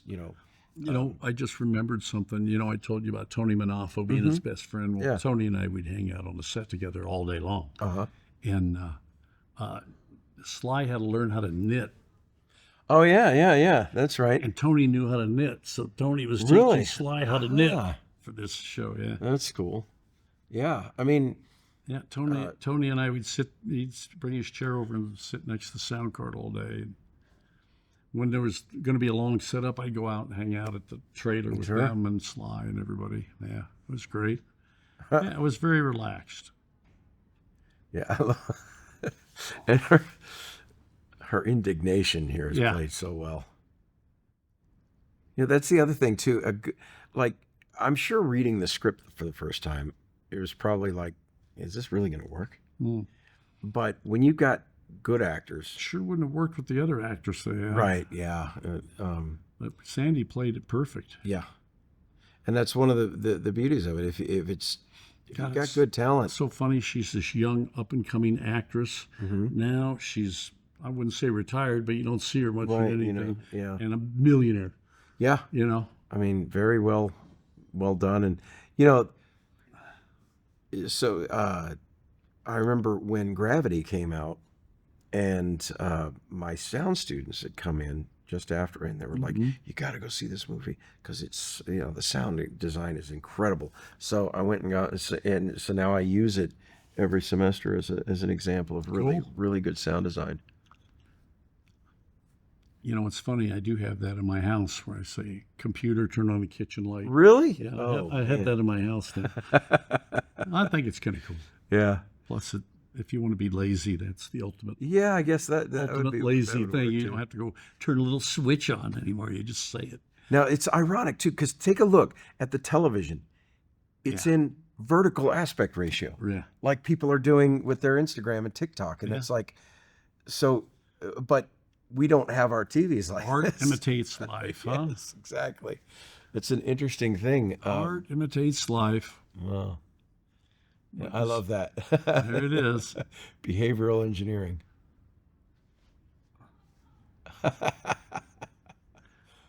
So, again, they called it. They called the vertical, Yeah. it's just All crazy. the cars in this supposedly are electric, Yeah, yeah. There's that caddy. Yeah. Let's see him talking to Wesley. So See? that I just can't imagine. It's like you have to see it to believe it. Yeah. He's knitting. Yeah. So here's where the plot actually starts to, Yeah. thicken, and we start recognizing that there's something more to this. He's cocktail part of person. it. Yeah.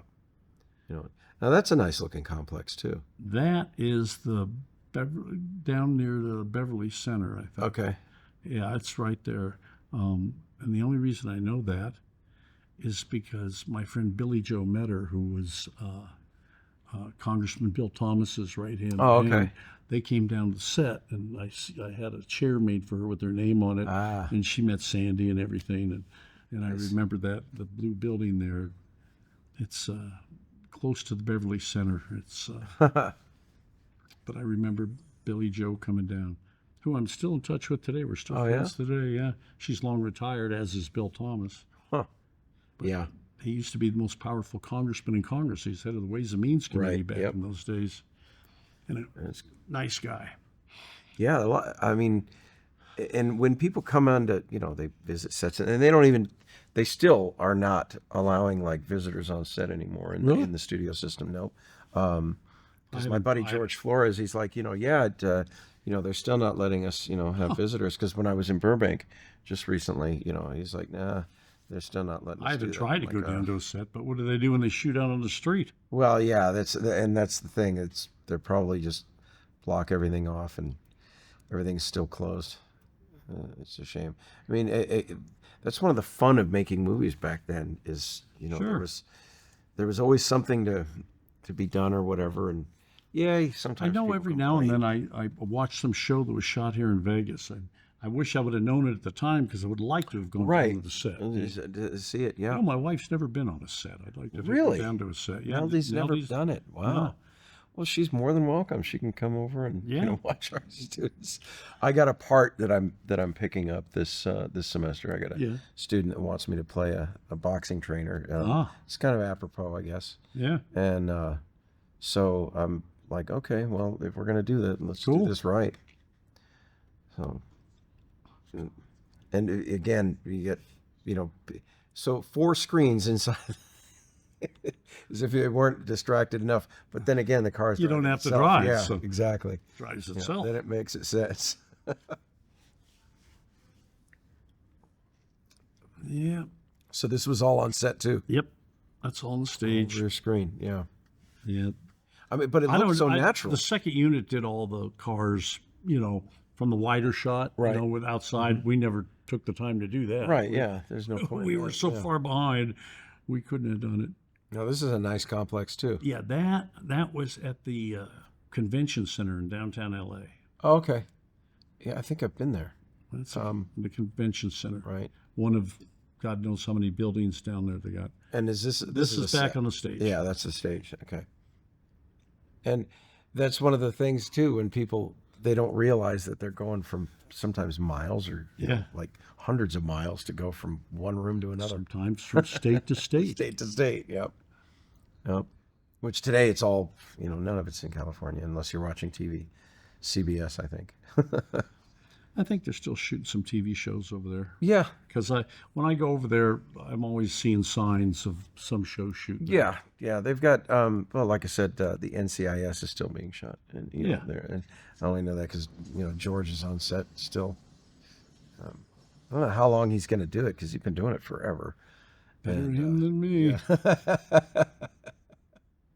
My time is come and gone. I know that. Oh, hey, When your time's gone, it's gone. You just think back and try to remember the good stuff and go forward. What an exciting, I mean, it's an exciting career though, because it's always different. Can be. It depends, If I had to do TV my whole life, I would have hung myself by the shower, by the shower head. I had to do TV. That's just a fucking grind. Yeah, it is. Well, because you're working for so many hours straight, and you just, trying to get 6 or 7 pages. 92 episodes of Murder, She Wrote was it for me. I couldn't take it anymore. I was willing to go out, and I did. I went out and I nobody really knew me in movies, and I did a Kill the Co-Ed movie. Right. What the Sweet 16 it was called. Oh, okay. All right. And we had good people in that. Jesus, we had Bo Hopkins, Susan Strasberg. Wow. There were a lot of good people in that movie. Right. Anyway, did that movie, and just kept pounding away, and then got Ford Fairlane, Yeah. and that was it. Once I got Ford Fairlane, Joel Silver, you did a Joel Silver picture because he can be a little screamy. Oh, yeah. Yeah. I've heard. But he's also very particular about having a good quality product. Right. And if you've done a Joel Silver movie, it immediately gives you credentials. You know, people, well, if you can put up with Joel, you can put up with us for sure. So. Yeah, this would be. Now this is so is this like the same location? Same location. They just stuck that there. Wow. Yeah, and that's the fun thing, because there are people that walk by these complexes every day, and then they're coming in and doing this, and they put in a new set piece, and then it's gone. But it's like, yeah, I work there every day, that type of a thing. And then when they go down there, like I said, they're in that old water plant out in Pasadena somewhere. Did you notice how you didn't see down in there? No, of course not. Yeah, the lid off. Funny. And now, you just see her go down. Yeah, and they're raised off of. She stops. She stops. That's as far. There's nowhere else to go. Nowhere else to go. And now we're in the water plant. In Pasadena. It's not very clean. And the pantry side. Yeah. Mm-hmm. That was closed and it just reopened again. Really? Yeah, it's open again now. Huh. The pantry. Wow. They've got. It's a classic, man. It's been there forever. At one time, the mayor owned it. Oh, yeah. The mayor of Los Angeles owned the pantry. When I went to Burbank, so my wife, she's got her favorite restaurants and everything. And I didn't go to GML's while I was there, but I did go to Granada twice. And the second time I went was just exclusively to buy their red and their green salsa. And I brought a bunch of it home. And we just finished it, so we're going to have to get some more. But Granada's like one of my favorite places to go. Mine's Cupid's Hot Dogs. I love Cupid. And you can order it online, and they send you the chili. Really? The two parts. You got to mix the chili together, and the hot dogs. You got to get your own buns and onions. But other than that, and I still got a dozen of them left too. Huh. You buy 2 dozen. They're a little pricey at that when they ship them to you, but yeah, I was too. I don't care. Yeah, I was too busy when I was there to, to really explore. But, because I didn't go to like Paquito Mas or any place like that. I just kind of stayed in the, For me, it's always Bob's Big Boy, Numero Uno Pizza, and Cupid's. Been to that Bob's, the iconic Bob's. Yep, right there in Burbank. That's where I always go. Mm-hmm. Most of the waiters in there know me. Oh, yeah. Armand is one of them, and I know all those guys. And my doctor's office is literally a half a block away. Really? Yeah. Huh. Okay. I go to the doctor's, and then afterwards, it's Bob's Big Boy. Yep. So this rat burger, and it's interesting that his dietary requirements must be insane while he's doing these pictures. Yeah, it's like he has his own private chef. His name's Kevin, and on this movie and after this, he did a picture called Judge Dredd. Yes, and he had all his guys around him. Gary was his security guy and driver. Tony Manafo was his associate producer. There was Brad was his wardrobe guy, and Scott was his makeup guy. And it was a whole group of guys that always went from picture to picture with him. After Judge Dredd, he got rid of everybody. Really? And Kevin, his chef, he made producer on all his films. Huh. Oh. And yeah, it broke my heart because everybody was pretty loyal to him. Yeah. Even I was loyal to him. I'm still loyal to him. I could tell you some things that I saw that I won't repeat, but Yeah. Well, Oldsmobile. Yeah. Jeez. So is this And so they trashed this car. Did they have a duplicate? I don't remember. I don't remember. Huh. Because you got to wonder, what are the sparks? The sparks coming down. I don't know, but they were noisy. Yeah. You could hear them. Yeah. Yeah, they were just making them, I think, with like a welding With a torch. wheeled, or Welding something like torch that. Yeah. kind of a thing. Wow. And all the fog machines, steam machines. Yeah, those are they were always a pain in the ass too. to deal with. Yeah. So I just ordered 3 new ones, and they're you fit them in your hand, Really? and it smokes up the whole room. I'm like, wow. That's cool. I'll have to see, as I haven't. How carcinogenic is it? Right, exactly. But I'm gonna have to ask our DP professor. Like, how much noise does it make? Because that's gonna be a And if consideration. we breathe it, am I going to have a Yeah, exactly. kid with 2 heads? I think it's the same chemical smoke that you get on stage and stuff like that. It's stuff that chokes me up every time I go to do a high note. God, they used to use this thing called AB smoke in the 70s and early 80s, and you could not breathe it. You weren't allowed to breathe it. You had to stay away from it. Oh, wow. And they took 2 different acids, Oh, yeah, put together, Mm-hmm. and man, oh man, was that stuff caustic. If it got on the actor, it'd burn them.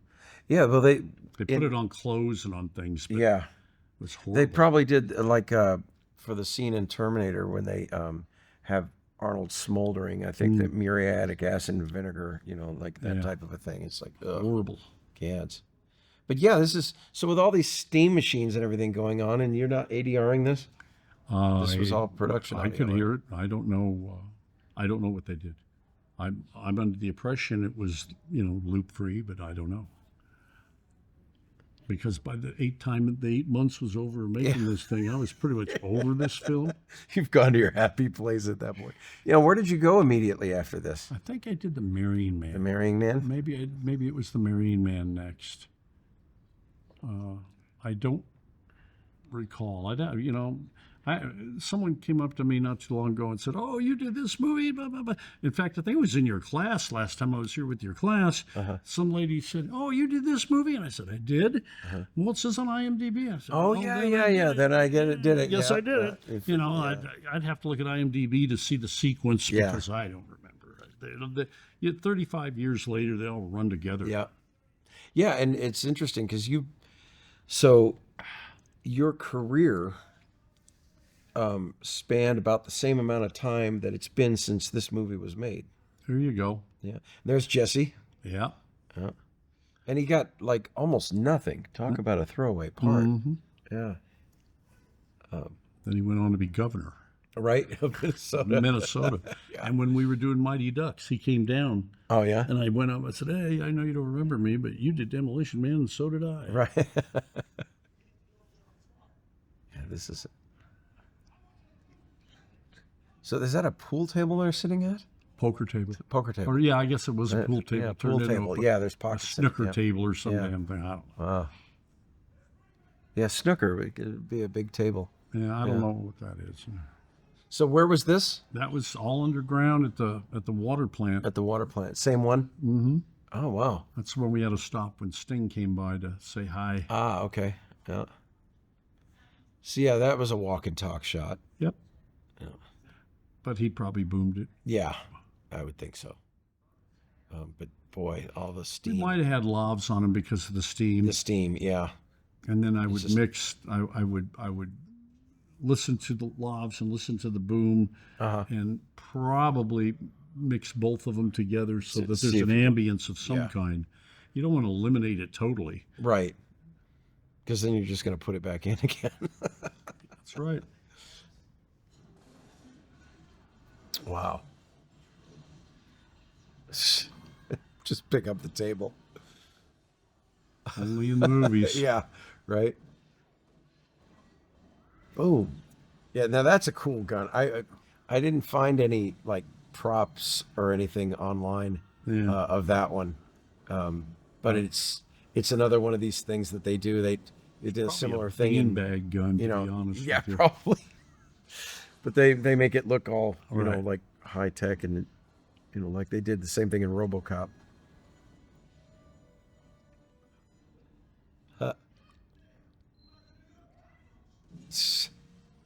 So, I see a lot of camouflage netting in here too, which I used to hate having to deal with when I was in the Army. Boy, we used to have to deal with that because being in the field artillery, you have to put up the camo netting, and it just got hung up on everything. Yeah. Well, it does make good props. So. Yes, it does. One of the cool things, though, is like at night when you'd be resting, you wouldn't be firing the gun for, a day, right? And then the first time it would go off, you'd see all these moths flitter away from it. Yeah. That's cool. So yeah, and they're putting these little squibs, spark, squibs to do all of that. Actually, they have, when they shoot the guns, they have the pellets with Fuller's Earth in it, Right. They have several bullets that make the sparks when they hit. Oh, okay. So the Fuller's Earth sparks at the same time it's poof. Wow. Yeah. Wow. That's high tech. That was, like you said, 35 years ago. Right? Yeah. We're back at that location. Back at the location, yeah. At night work. How I dreaded friggin' night work. Yeah, to light that complex, because that's actually pretty bright. That must have been interesting. Well, it was foggy that night. Yeah. Oldsmobile, believe it. This is cool. Now, that doesn't even make any sense. No. How would it come through the floor, the whole elevator? But I guess they had to get us here somehow. So they just came up with this. And now we hear that every day, the sound of these electric cars and everything. Yep. And, I'm a petrol fan myself. I love the. Yeah, but you live in Las Vegas, man. I know. You live in Las Vegas, you got an electric car, you don't pay anything to drive around. Yeah. Because all the casinos and everywhere you go is free. Yeah. I was flying over to LA and I drove to the airport, and I always have the valet do it. Valet parking is $35 a day. Do it yourself is $30 a day. Right. So for $5, what the hell? Yeah. But I went over there and the guy says, "Oh, you want me to charge you somewhere you're going?" I said, "Yeah, what's that going to cost?" No, it's included, no problem. Pay $35 and they charge your car for you too. Nice. Too bad they don't have this yet. Flat tire. Yeah, right. Auto inflate. Don't I wish? Well, because when I first bought my BMWs come with run flats. One of the first things I did was I got rid of those damn things. I said, look, I buy a BMW because I want a nice smooth ride. Sure. I do not want run flats on this car, so I got rid of them. And I'd put them on an electric car, but it'd probably use up your miles. Yep.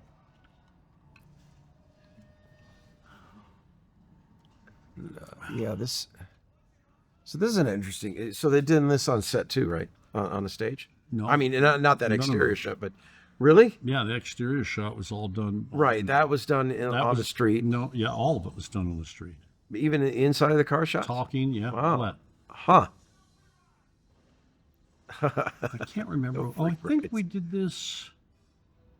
I want to say we did this on the 10 freeway before. No, maybe it was a 10 over by LAX. Oh, okay. I believe. I honestly don't remember. We could have done it down there in Orange County too. I don't remember. Wow. Yeah, this, because this would be, that must have been a fun ride for that stunt. I had kind of a reputation. At the end of the day, the minute they said wrap, if you blinked your eyes, I wasn't on the set anymore. I was already gone. And so whenever I finished a movie, it's gone. Right. You're having me bring back all these memories, and that's why I don't remember a lot, because it was gone. It's funny. He's real close to the road and everything like this. And then, even though it was a different director, but the same producer, they had Mel Gibson chasing on the freeway and jumped on that plastic behind the mobile home that was being, and they had him on the plastic down on the road. Very similar. Oh, really? Yeah. Similar scene. Similar scene, yeah. He's on the plastic trying to work his way up to. Yeah, so this is all when everything goes bad, Yeah.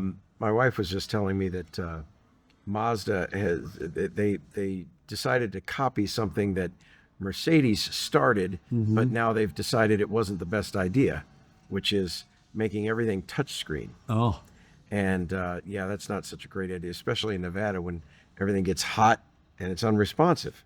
that's better than an airbag, huh? Right? I like that. All of a sudden, you're a piece of styrofoam. That's very clever, though. But I remember this being the last shot on that night. Thank you. oh yeah, Oh yeah, sun was starting to come up. We'd been working all night long. yeah, this is interesting. Can you imagine being like a first responder or something, trying to get this guy and this bleeding out of this thing? It's like, oh my god. Boom. That's very clever.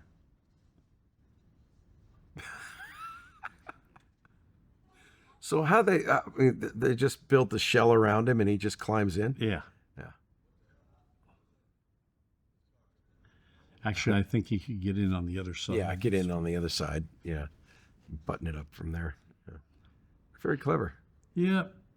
So where's this little complex here? Like, I mean, in the water. I don't remember. I honestly do not remember.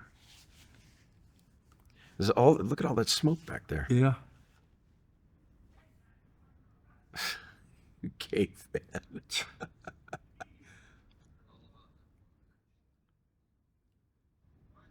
Yeah, this. Yeah, San Angeles Police Department. Yeah, I forget where that damn thing was. Yeah. It might have been down in Orange County, or it might have been, up in L.A. I just, for the life of me, don't remember. Well, At least half the people in the movie are still alive if you run across them. That's right. Yeah.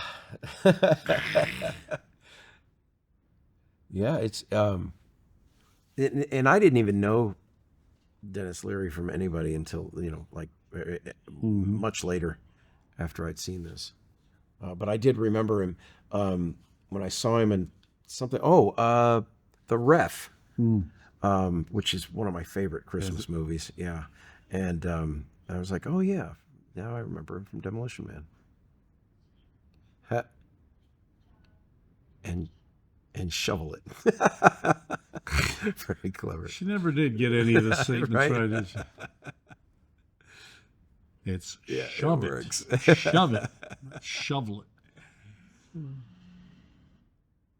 Yeah, that's All right. So now when we're getting into the end of it, this is kind of one of those prophetic things too. You know that the guy who's financing all of this, bad work is, going to fall victim to his own creation. One thing the movies do that I get a kick out of is, why are all the bad guys rich? Yeah, right. Yeah, why are there's never. I mean, in all the action, in the times we're living now, that's probably true. Yeah, that's probably true. But yeah, well, I think it's evil it's a people warning. always have a lot of money. Yeah. Well, and that's one of the things that's kind of like a warning. Yeah, well, be careful. I think no one took that warning. And Yeah, it's nobody too late. took it. Too late now. Boom. Yeah. Right through the chair. Great shot. I mean, Excellent shot. yeah. I mean, And he went on to become governor. Yeah. He's a big dude. Instant cremation. Yes. Wow. I love this guy. He switches sides like Right? this. Yeah, exactly. Well, it's survival. He's very good at it.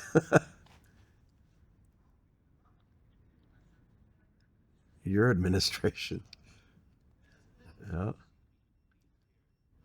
And that's a shame. Yeah, they probably just used the one car, building a mock-up of one of those. I mean, unless it was owned by somebody and they say, okay, we'll get another No, one. they rent those same companies. They go around and get old cars and put them back together just so they can blow them up in the films.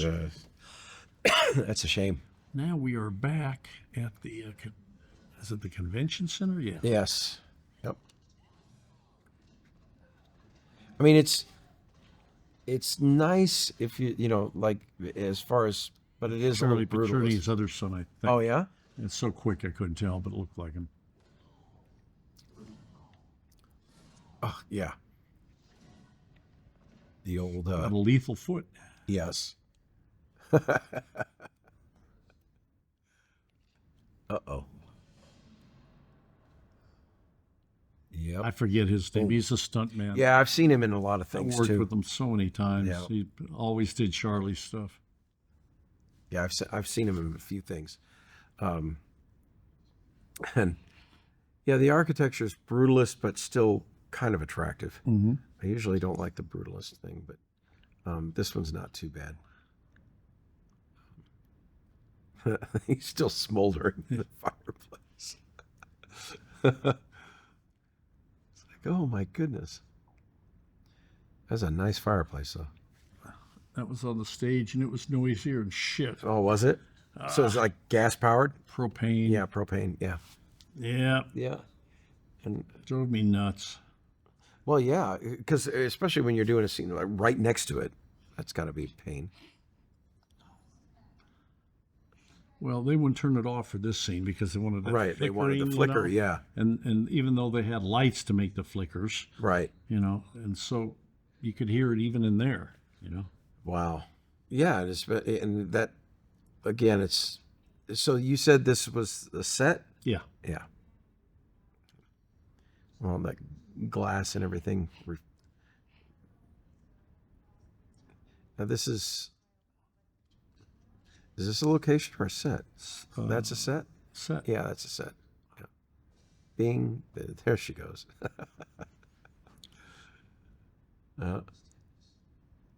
And the cool thing about that too is like you have I mean it's just so efficient in its setup and payoff, because when you think about it, so you've got this technology that we just inferentially understand.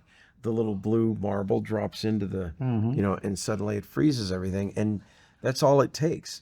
Just these little things Sure. to tip people off, as long as it's plausible, in its association with other things we're used to, but most of the time nowadays, they've got these weird, like the Infinity Stones. I don't know what the hell you're He talking puts about. on his Demolition Man. Yeah, his beret. beret. He's ready for. Where did he get that? It was in the apartment. Don't you remember when he's in his apartment? Right. They gave him the ball. Of, Oh, did they? They gave him Oh, the okay. ball of yarn, and then his Oh, beret and was his there. beret. He picked up his beret and looked at it. Oh, and that's set right. it back down. Okay, so they did give it back to him. Then this is one of. Here comes the final big fight scene. Yep. And the floor is covered in water because he's demolished it. Because he is the Demolition Man. And how you going to freeze a guy if Yeah, if he's not stuff standing can't in water. transfer the? Oh boy. It's actually a lousy way to die, to be frozen like liquid nitrogen. Right, exactly. And then break. You're just broken. Shattered. Yeah, they did that in Time Cop, where they had this guy get shattered and. I kind of flashed back to this scene the other day because I had to go to my dermatologist, and he found some little cancer things here that he froze off me. Oh, really? With liquid nitrogen. Uh-huh. So my arms look like I'm a leper. Oh, Jesus.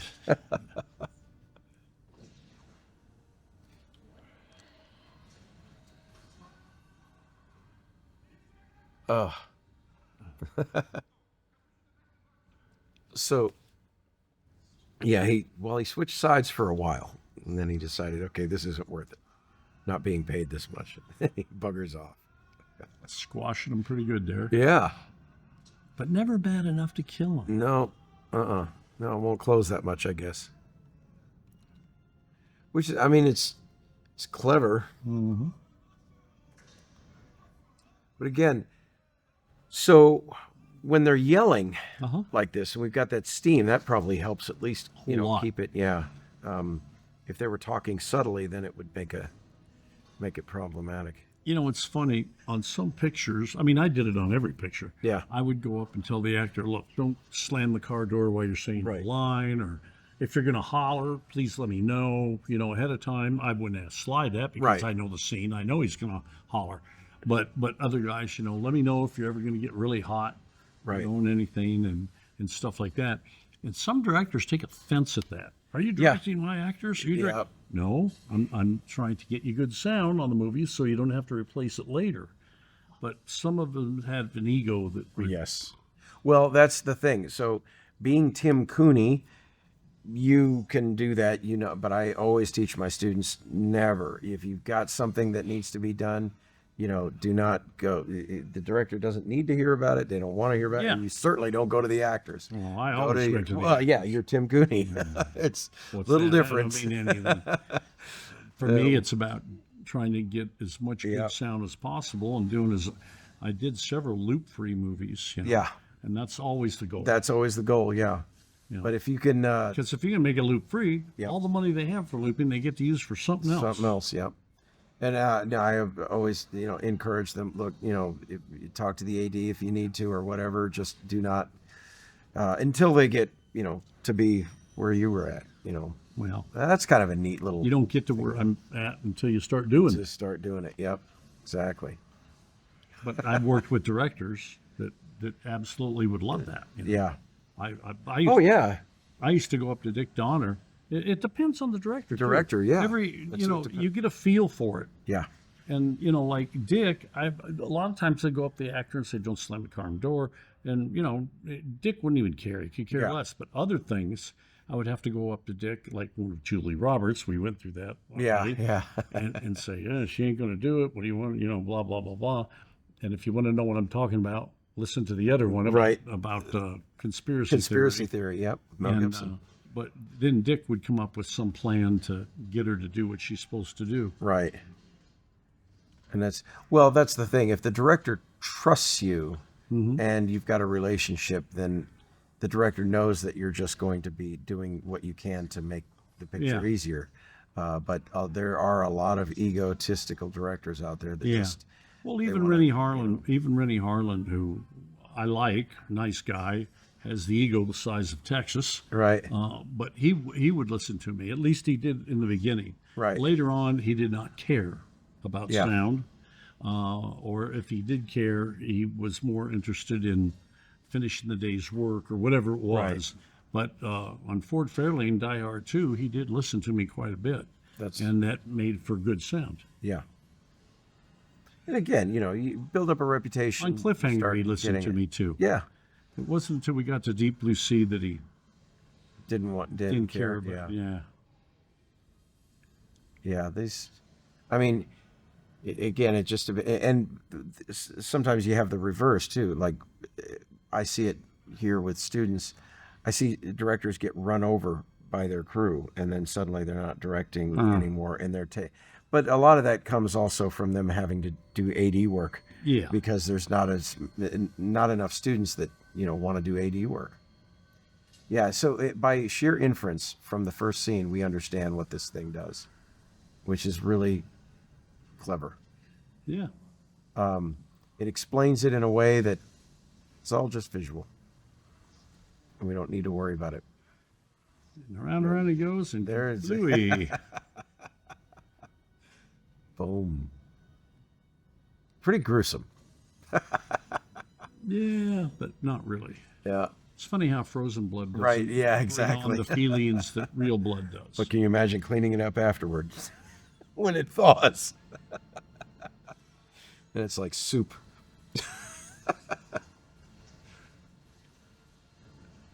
Now this is really clever. So, were there any miniatures done in this film, or they I just imagine really, there is, but Yeah. I couldn't tell you what couldn't they tell where they were. are? Yeah. That looks like That's composite. Yeah, that's something we didn't shoot. I know. Yeah. That was done later. And then we. Very clever. Yeah. Well. I kept my family fed for a while. Yeah, exactly. And it's, again, it's another one of these happy ending type I knew he was going to London to make Judge Dredd, and I really wanted to go, but they hadn't taken a sound mixer to England or Europe for a long, long time. Even though I was lucky enough to do Cliffhanger over there, I was like the first sound mixer to work in Europe in 20 years or something. Not since Patton, I think. Yeah.